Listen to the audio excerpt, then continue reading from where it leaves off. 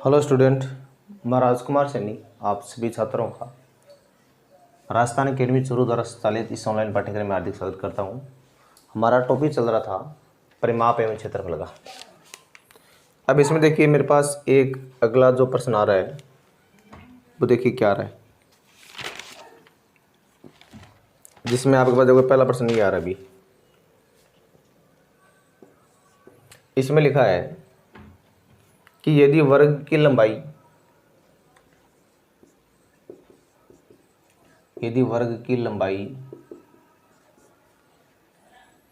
32 metre हो तो क्षेत्रफल कितना होगा। और इसमें आपको ऑप्शन दिए गए हैं 1048 मीटर स्क्वायर, 1024 मीटर स्क्वायर और सी 1028 मीटर स्क्वायर। डी आ रहा है 900 मीटर स्क्वायर। अब देखो आपको निकालना है किसका, वर्ग का क्षेत्रफल, जिसका फॉर्मूला भुजा स्क्वायर होता है। इन्हें आपको क्या करना, 32 का स्क्वायर करना, मतलब 32 को 32 से गुणा करना है। तो देखिए जब आप 32 को 32 से गुणा कराएंगे तो आपको पता है कि 1024 आते हैं वहाँ पर, तो आपका आंसर क्या हो जाएगा, इसमें बी ऑप्शन है वो क्या हो जाएगा, आपका राइट हो जाएगा। अब देखो एक विशेष प्रकार का सवाल हमारे पास आगे और आ रहा है अभी दूसरा। देखो इसमें क्या लिखा हुआ है, देखो इसमें एक आकृति बना रखी है, उसका कुछ ऑप्शन यानी दी गई आकृति का परिमाप और क्षेत्रफल ज्ञात करो। परिमाप और क्षेत्रफल आपको ज्ञात करना है।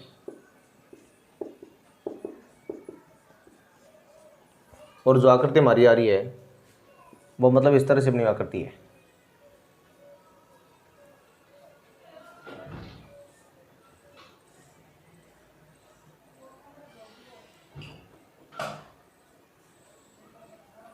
मतलब कुछ ऐसी आकृति आपको बना के दे रखी है, ठीक है ना। ये सारी वैसे बराबर है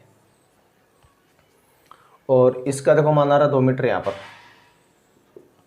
ये भी 2 मीटर है और ये भी 2 मीटर है, ये भी 2 मीटर, ये भी 2 मीटर, ये भी 2 मीटर, ये भी 2 मीटर, ये भी 2 मीटर, ये भी 2 मीटर, ये भी 2 मीटर, 2 मीटर, 2 मीटर। और अब इसमें आपको ज्ञात क्या करना है, इसका परिमाप और क्षेत्रफल आपको ज्ञात करना है। और मतलब इसके ऑप्शन क्या लिखे वो देख लो एक बार आप। ऑप्शन ए में तो लिखा है इसने 24 मीटर और 20 मीटर स्क्वायर, और बी ऑप्शन में लिखा है 28 मीटर और 18 मीटर स्क्वायर। ऑप्शन सी में लिखा है 20 मीटर और 20 मीटर स्क्वायर। ऑप्शन डी में लिखा है 24 मीटर और 24 मीटर स्क्वायर। क्या लिखा हुआ है। अब देखिए हमें इस आकृति का परिमाप और देखो क्षेत्रफल दोनों प्राप्त करने हैं। देखो कैसे प्राप्त करेंगे। सबसे पहले देखिए इसके परिमाप के बारे में। परिमाप का मतलब क्या होता है, इसकी चारों ओर की साइडों का सभी का योग होता है।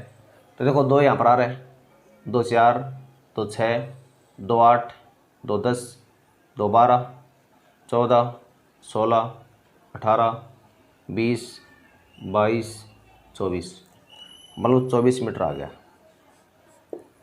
परिमाप जो है वो तो आपने प्राप्त कर लिया 24 मीटर। अब देखिए इसका क्षेत्रफल। देखिए क्षेत्रफल का मतलब क्या, देखो ये इधर आपका अलग से एक वर्ग बन गया यहाँ तक का। एक देखो वर्ग आपका यहाँ बन गया, एक वर्ग देखो आपका यहाँ बन गया, एक वर्ग आपका यहाँ बन गया। मतलब कुल कितने देखो वर्ग कैसे, क्योंकि लंबाई भी 2 मीटर, चौड़ाई भी 2 मीटर, 2 मीटर, 2 मीटर, ठीक है। इसकी भी 2 2 सारी 2 2 आ रही है। तो मतलब 1 2 3 4 और 5, 5 वर्ग हो गए मेरे पास, यानी 5 गुणा वर्ग का क्षेत्रफल आ जाएगा। और वर्ग का होता है भुजा स्क्वायर। भुजा क्या मेरे पास 2 गुणा 2 यानी 520 मीटर स्क्वायर आ गई, 20 मीटर स्क्वायर। अब भी 24 और देखो 20 कौन से ऑप्शन में आ रहे हैं, 24 और 20 सारे आपके इसमें आ रहे हैं, ये ऑप्शन में। तो इसमें आपका ऑप्शन कौन सा राइट हो गया है, जो ऑप्शन नंबर ए है वो आपका यहाँ पर भी राइट हो गया है। इसके बाद देखो हम नेक्स्ट क्वेश्चन की बात करते हैं। अब देखो नेक्स्ट क्वेश्चन जो आपका रहेगा उसमें देखो मेरे पास ये आ रहा है, यानी एक वर्गाकार कमरा, एक वर्गाकार कमरा 12 मीटर लंबा है, 12 मीटर लंबा है। तो इसके फर्श पर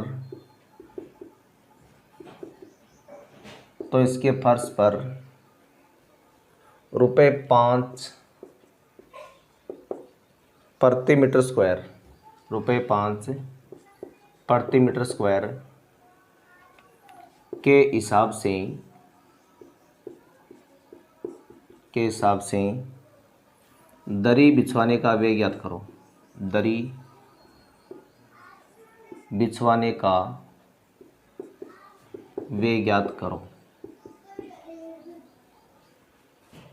ऑप्शन ए में तो आ रहा है ये ₹710, ऑप्शन बी में आ रहा है ₹720, ऑप्शन सी में आ रहा है ₹725 और ऑप्शन डी में आ रहा है ₹689। अब देखो हमें इसको करना कैसे। सबसे पहले देखो हमारे पास कमरा कैसा है, वर्गाकार फर्श का कमरा है, और देखो इसकी भुजा क्या है, 12 मीटर है ये, मतलब ये भी 12 मीटर। पहले हमें इसमें निकालना पड़ेगा फर्श का क्षेत्रफल। तो आप लिखोगे फर्श का क्षेत्रफल, और फर्श का क्षेत्रफल कैसे निकालोगे आप, भुजा स्क्वायर से निकालोगे, तो ये पूरा फर्श वर्गाकार है ना। अब यहाँ भुजा का मान है 12, तो 12 गुणा 12 देगा, 144 मीटर स्क्वायर आ गया। लेकिन आपको इसमें क्या निकालना है, दरी बिछाने का व्यय, यानी ₹5 प्रति मीटर स्क्वायर के आपके खर्च होंगे, यानी 1 मीटर स्क्वायर के ₹5 खर्च हो रहे हैं। तो कुल व्यय निकालना आपको, और कुल व्यय का मतलब 5 को आप 144 से गुणा करवा देंगे। तो 4 पंजे 20, 2 और 20 और 2 गए 22, 2 5 2 गए 7, ₹720 हो गए। तो इसमें आपका ऑप्शन कौन सा राइट हो गया है, जो ऑप्शन बी हमारा है वो इसमें राइट हो गया है। इसी श्रृंखला में देखो आप कुछ और प्रश्न आगे हैं, उनको भी देख लीजिए आप। जो इसमें आपके कुछ और प्रश्न जैसे मान लो आयतन से देखो संबंधित भी आते हैं। उससे पहले आप एक सवाल ये देखो, सबसे पहले चौथा प्रश्न है, एक आयत की परिमिति, एक आयत की परिमिति 30 मीटर है, उसकी लंबाई और चौड़ाई, उसकी लंबाई और चौड़ाई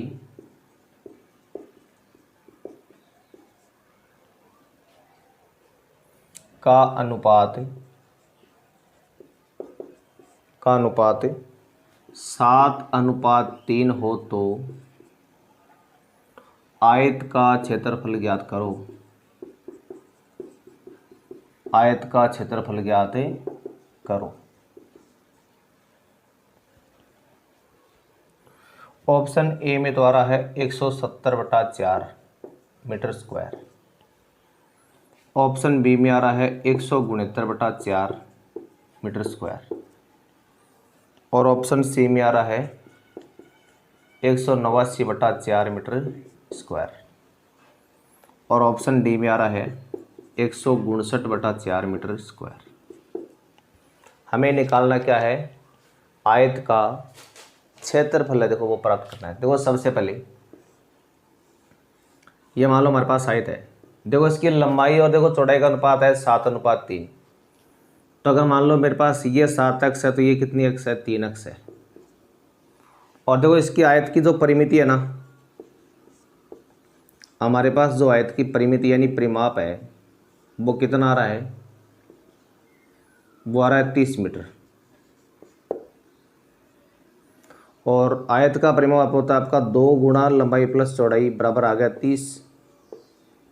अब यहाँ 2 तो आ रहा है सेम, लंबाई 7 अक्ष चौड़ाई यानी 3 अक्ष बराबर आ रहा है 30। अब देखो यहाँ पर मेरे पास मान क्या जाएगा, 2 गुणा 10 अक्ष बराबर 30 और ये 20 अक्ष बराबर आ गया 30।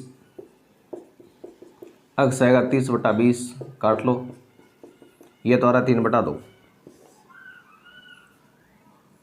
मतलब जो हमारे पास अक्ष है उसका मान आ गया 3/2। इसका मतलब ये हुआ जो लंबाई आपकी है ना वो 7 को अक्ष से गुणा कर दो आप, यानी 7 गुणा 3/2 कर दो, मतलब 21/2 आ गई मेरे पास मीटर।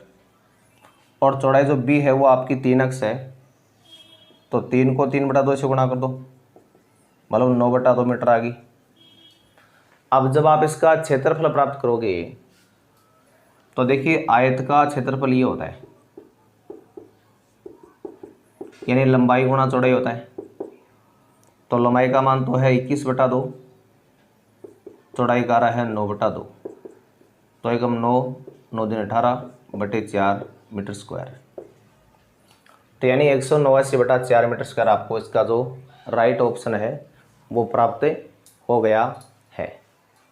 तो देखिए ये हमने आज कुछ इस तरह के प्रश्न पढ़े हैं जो आपके परिमाप एवं क्षेत्रफल से संबंधित थे। बाकी जो देखो क्वेश्चन बचे हैं उनकी बात हम नेक्स्ट वीडियो में करेंगे।